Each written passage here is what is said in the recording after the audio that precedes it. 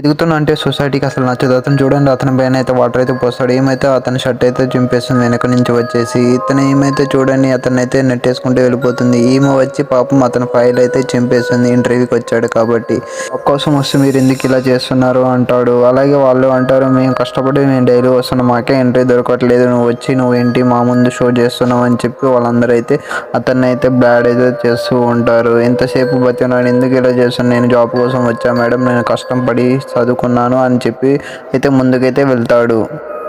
అయితే స్టార్ట్ అవుతుంది, అందరినీ పిలుస్తారు. అతను కూడా వస్తాడు. మధ్యలో వచ్చి అతనైతే నిలబడతాడు. అతను ఏంటి షర్ట్ ఏంటి బిగ్గర్ లాగా ఉన్నాడు అంటారు. వాళ్ళు కూడా విక్రయించడం స్టార్ట్ చేస్తారు.